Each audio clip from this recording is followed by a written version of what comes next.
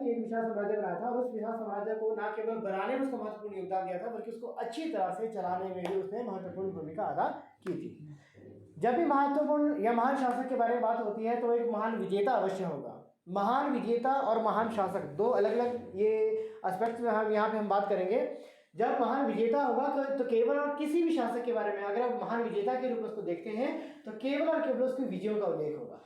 लेकिन अगर महान शासक होगा तो महान विजेता, कुशल शासन प्रबंधक, मैं पिछली उसमें भी क्लास में भी आपको ये चीज़ें बता चुका हूँ, ठीक है। तो वो सारी की सारी चीज़ें क्या होंगी उसमें इन्वॉल्व रहेंगी। तो हमने इसको अलग अलग श्रेणी में बांटना है। एक अकबर के बारे में एक ओवरऑल जो है आपका एक ओवरव्यू हमें पता होना चाहिए कि वो कैसा शासक था, किस प्रकार की उसकी नीतियाँ थी, ओके।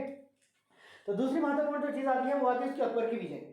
अकबर की विजयों के संदर्भ में जब हम बात करते हैं तो अकबर की विजयों में विशेष तौर पर हमने बहुत सारी चीज़ों का यहाँ पे पहले भी अध्ययन कर चुके हैं, ओके। अब हम उसका अगले सीडी की ओर जो हम वहाँ पे आएंगे। मुख्य तौर पर जब हमने अकबर की विजयों के बारे में बात की थी वहाँ पे हमने दो श्रेणी में उसको बांटा था, उत्तरी भारत की विजय और दक्षिण भारत की विजय।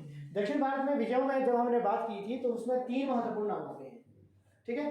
पहला है खानदेश और दूसरा महत्वपूर्ण जो हमने नाम लिया था वो लिया था चांद बीबी के साथ जो है वो उसका संघर्ष, क्योंकि ये अहमदनगर के सुल्तान बुरहानुल मुल्क की बहन थी और जो है क्या कहते हैं बीजापुर की रानी थी, ओके। उनके साथ क्या हुआ कि इसके साथ संघर्ष हुआ, फिर अंततः 1596 ईस्वी में संधि हुई और बराड़ का जो महत्वपूर्ण जो क्षेत्र था वो उन्हें जो वो सौंप दिया था, किसको, मुगलों को।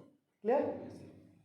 थर्ड फेज इसका इसमें क्या आता है वो आता है इसमें क्या कहते हैं ये अहमदनगर हो गया। अहमदनगर को जो है उसने सबसे पहले जो था वो 1600 ईस्वी में जो उसने अहमदनगर के किले को जो वहाँ घेर कर जो उस पर अधिकार कर लिया।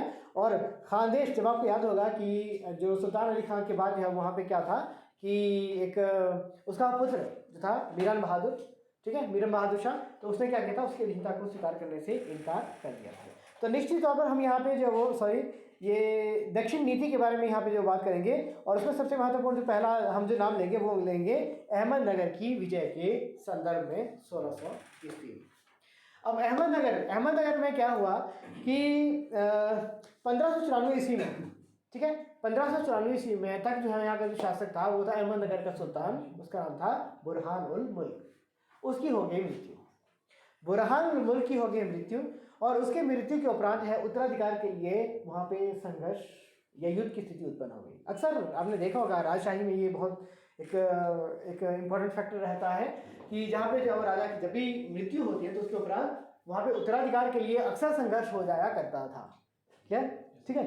मतलब उसका दूसरे शब्दों में क्या हो सकता है कि उसमें क्या हुआ कि राजनीतिक अव्यवस्था या उथल का दौर रहा तो निश्चित तौर पर जो ये अकबर के लिए एक प्रलोभन था, एक लालच था कि वो इस ओर आए और यहाँ पर जो वो अपनी स्थिति को मजबूत करे। और इसी स्थिति में जो उसने क्या कर लिया कि 1595 ईस्वी में उसने जो है उसको क्या कर लिया, उस पर अधिकार में सॉरी उसको घेरे में दे दिया। फिर अहमदनगर, अब यहाँ पे हम एक कॉमन फैक्टर की बात करेंगे तो वो कौन था कि क्योंकि अहमदनगर का सुल्तान जो था वो तो मारा गया, अब वहाँ पे उत्तराधिकार के लिए जो संघर्ष हो रहा है तो उस स्थिति में उसकी बहन थी, उसका नाम था चांद बीबी। और ये जो चांद बीबी थी वो बुरहानुल मुल्क की बहन, इनकी अहमदनगर के सुल्तान की बहन थी और दूसरे पक्ष में क्या थी कि ये बीजापुर की रानी भी थी, ठीक है। तो इसलिए जो उसने मतलब एक मध्यस्थता की, उसको यहाँ बचाने का प्रयास किया। तो अंततः जब इसकी बात नहीं बनी तो अंततः उन्हें जो 1596 ईस्वी में एक संधि करनी पड़ी और संधि के तहत जो है वो बराड़ का जो महत्वपूर्ण जो क्षेत्र था वो उसे सौंप दिया गया, ठीक है। और उसके बाद जो है क्या होता है कि उसके लड़के जो है उसका नाम था बहादुर निज़ाम शाह। बहादुर निज़ाम शाह को जो उसने उत्तराधिकारी बनाया, लेकिन क्या हुआ कि चांद बीबी के कुछ विरोधी थे, उन्होंने उस क्या कहते हैं कि षड्यंत्र या एक जो वो नीति कूटनीति के तहत जो वो उसे जो वो राजपाट से बाहर धकेलने का जो वहाँ पे प्रयास किया और उसी चीज़ का परिणाम ये निकला कि उसकी जो है वो अधिकार उसकी हत्या जो है वो कर दी। और फाइनली क्या हुआ कि फिर से अब यहाँ पे देखो उसने जो उसके बेटे को जो उसका उत्तराधिकारी बना दिया, तो उस स्थिति में क्या हुआ कि अब जो है वो अकबर को फिर से जो है वो एक अभियान चलाना पड़ा, सैन्य अभियान चलाना पड़ा।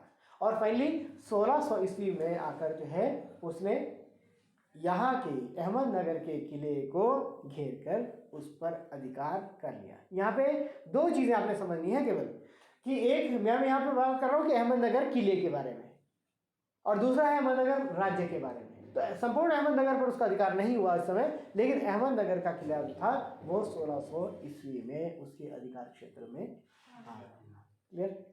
3 फेजेस में, जैसे 1594 में बुरहानुल मुल्क की मृत्यु हुई, और उसके बाद जो है वो 1595 में क्या हुआ कि जो चांद बीबी थी वो एक चुनौती के रूप में जो वो अकबर के सामने आई। हालांकि उनके बीच में संधि हुई, और संधि के तहत बराड़ का महत्वपूर्ण क्षेत्र जो उसे सौंप दिया गया। और तीसरा जो है अहमदनगर का जो भावी सुल्तान था, इनकी बुरहानुल मुल्क का जो बेटा था उसका नाम था बहादुर निज़ाम शाह।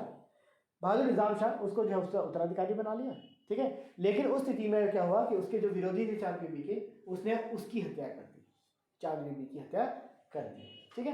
तो और फाइनली क्या हुआ कि अकबर सेना लेकर आया और उसने जो वो अहमदनगर के किले को घेर कर उस पर अधिकार कर लिया। पर यहाँ पे ये चीज़ ध्यान रखने योग्य है कि अहमदनगर किले पर अधिकार हुआ है, ना कि संपूर्ण अहमदनगर राज्य। क्लियर? इसको 3 फेजेस में आपने जो उसको लेके चलना है। पहला बुरहानुल मुल्क, फिर दूसरा चांद बीबी, और तीसरा बहादुर निज़ाम शाह, और चौथा अगर लेना है तो वो अहमदनगर के किले पर अधिकार करना, 1600 में। दूसरा जो आता है वो आता है इसमें क्या कहते हैं, खानदेश की विजय 1601 ईस्वी में, ठीक है। अब खानदेश के बारे में हमने अपने जब हम अकबर की विजयों के बारे में बात कर रहे थे तो दक्षिण भारत में उसकी जो विजय थी, तो उन विजयों के आधार पर हमने यहाँ पे देखी थी कि जब उसने जो वो दक्षिण भारत की ओर अपना रुख किया, उसके लिए उसने जो वो किस नीति का जो है वो प्रतिपादन किया था, वो था वकील भेजकर। उसने वकील भेजे। वकील क्या मतलब एक प्रकार से अपनी बात को मनवाने के लिए कुछ दूत के रूप में किसी को भेजना, ठीक है। वकील भेजिए कि आप इन रियासतों के पास जाइए और इन रियासतों के शासकों से बात करिए कि अकबर एक प्रतापी शासक है, एक शक्तिशाली शासक है, और वो आपके इस राज्य को भी अपने अधीन कर लेना चाहता है। मैंने आपको शुरू में 2 चीजें कही थी, एक होता है अधिकार करना। अधिकार करना है मीन्स संपूर्ण तरीके से उसको जो है वो अपने नियंत्रण में कर लेना, तो वो हो गया अधिकार कर लेना। क्लियर? लेकिन अधीनता का जो अर्थ होता है वो होता है कि उसको उसका राज्य वापस लौटा देना, लेकिन उसके बदले में वार्षिक खिराज उससे प्राप्त करते रहना। क्लियर हो गया? ठीक है बेटा। तो इस प्रकार से क्या हुआ कि वहां पे आपने देखा कि 1591 ईस्वी में उसने जो दूत भेजे, और आपको याद होगा कि सुल्तान अली खान जो था वहां पे सबसे पहला एक ऐसा शासक था जिसने क्या किया कि जो है वो आपका अकबर के अधीनता को जो है उसने स्वीकार कर लिया, सुल्तान अली खान ने, ठीक है। लेकिन इसमें इस स्थिति ने करवट कब बदली, वो बदली तब जब 1597 ईस्वी में उसकी मृत्यु हो गई। 1597 ईस्वी में जो सुल्तान अली खान था उसकी मृत्यु हो गई, और उसकी मृत्यु के उपरांत हुआ क्या कि अब उसके बेटे मीरान बहादुर ने उसकी अधीनता को स्वीकार करने के बजाय अकबर के विरुद्ध विद्रोह कर दिया। क्लियर? अकबर के विरुद्ध उसने क्या कर दिया, विद्रोह कर दिया। तो उस स्थिति में अब उसे क्या हुआ कि अब 1600 ईस्वी में अकबर की सेनाओं ने जो वो खानदेश के एक बहुत ही प्रसिद्ध दुर्ग था, असीरगढ़ उसका नाम था, ठीक है। असीरगढ़ के किले को उसने घेर लिया, ठीक है। और हालांकि इसको 16 महीने के पश्चात 11 महीने तक जो है वो घेरा बना रहा उस असीरगढ़ के उस दुर्ग को, ठीक है। ये अभी तक दुर्ग था मतलब एक तरह से। लेकिन क्या हुआ उसने फाइनली उसने क्या किया, उसने कुछ रिश्वत का मतलब वो तुर्फ चला एक तरीका उसने जो वो अपनाया, और उसी के परिणामस्वरूप जो है उसने इस क्षेत्र पर भी अधिकार कर लिया।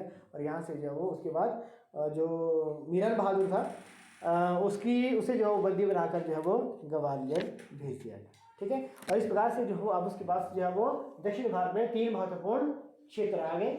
पहला था बरार, जिसे 1596 ईस्वी में जो है वो 1596 में जो वो चांद बीबी ने जो उसे संधि के तहत सौंपा था, याद है। दूसरा जो आता है वो 1600 ईस्वी में अहमदनगर के दुर्ग पर अधिकार, और तीसरा क्या आता है वो आता है 1601 ईस्वी में खानदेश पर अधिकार, ठीक है। तो इस प्रकार से जो वो 3 महत्वपूर्ण यहाँ पर उसके द्वारा ये क्षेत्र स्थापित किए गए थे। तो ये जो थी उसकी जो है वो नीति थी जिसे हम कहते हैं दक्षिण भारत की